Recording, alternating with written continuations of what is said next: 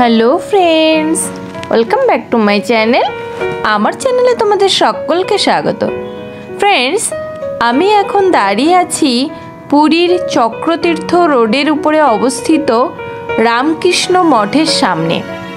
তো চলো, এটা আছে এন্ট্রান্স। চলো এবার ভেতরে ঢোকা যাক। গেট দিয়ে ভেতরে ঢুকেই ডান দিকে এই হলুদ বিল্ডিংটা আছে এদের অফিস। এখানেই তোমাদের সমস্ত রকম বুকিং সংক্রান্ত ফর্মালিটিস পূরণ করতে হবে। এই বিল্ডিংটার নাম আছে হাতিকুঠি।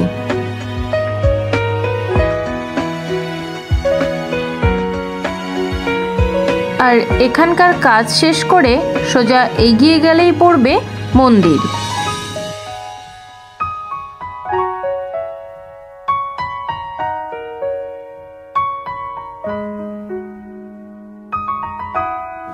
এটা আছে মন্দিরের গেট।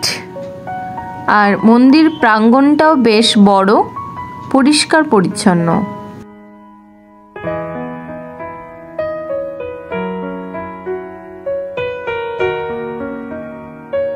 মন্দির থেকে বেরিয়েই ডান দিকেই এন্ট্রান্সটা রয়েছে। দেখো, এখান থেকেই দেখতে পারবে এই গেটটা।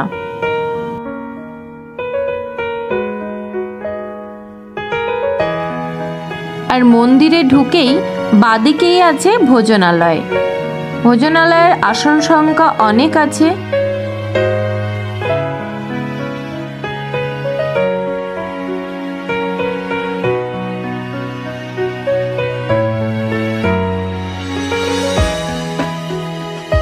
এখানে হাইজিনটা খুব ভালো করে মেনটেন করা হয়।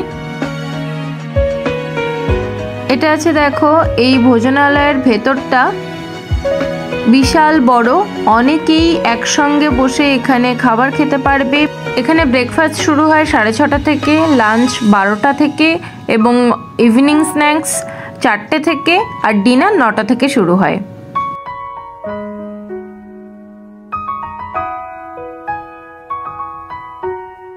আর 4 বেলার খাবারই পুরো ফ্রিতে পাওয়া যায়।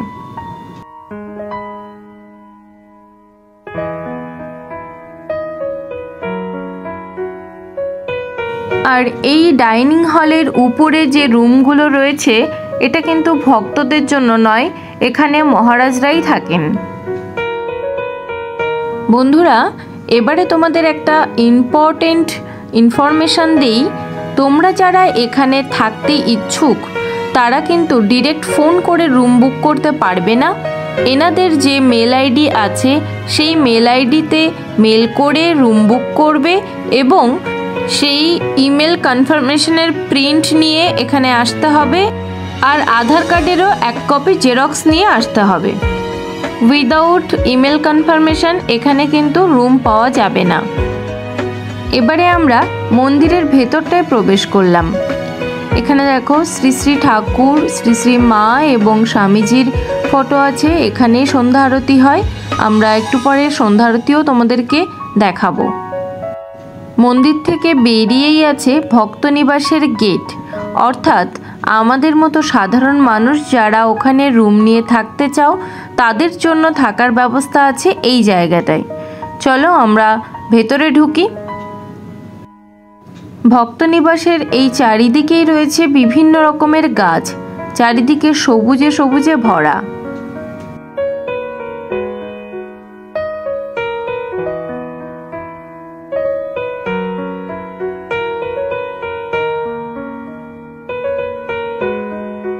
এটা আছে ভক্ত নিবাসের বিল্ডিং। সিঁড়ি দিয়েই আমাদেরকে উপরে উঠতে হবে। এখানে লিফটের ব্যবস্থা নেই। এখানে বলে রাখি, প্রত্যেকটা ফ্লোরেই কিন্তু ওয়াটার পিউরিফায়ারের ব্যবস্থা আছে।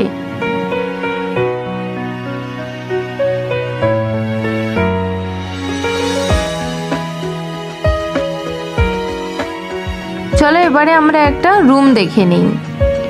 এটা আছে একটা ডাবল বেডেড রুম। এটা নন এসি রুম। তোমরা চাইলে এখানে এসি রুমও পেয়ে যাবে। দেখো, রুমটা বেশ বড়, আরামসে 3 জনে থাকতে পারবে এখানে। রুমের সাথে আছে ছোট্ট একটা ব্যালকনি, একটা জানলা, ফ্যানও আছে উপরে।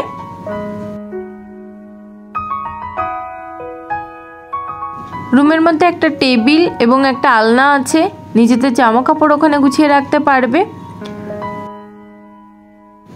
এছাড়া রুমটা বেশ বড় এবং পরিষ্কার পরিচ্ছন্ন।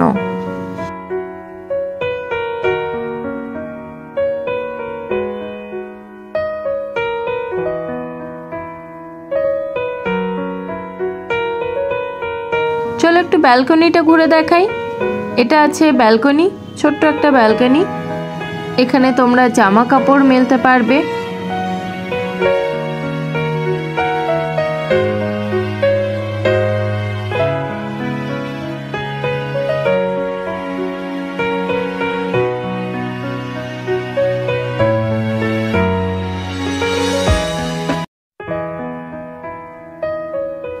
চলো বন্ধুরা ওয়াশরুমটা একবার দেখে নেই। ওয়াশরুমটা দেখো বেশ বড় এবং ওয়েস্টার্ন সিস্টেমেই তৈরি আর ভীষণ পরিষ্কার পরিচ্ছন্ন। বেসিন ওয়াশরুমের মধ্যেই আছে, স্নানের জন্য শাওয়ার আছে, এছাড়া বালতি সবটাই রয়েছে।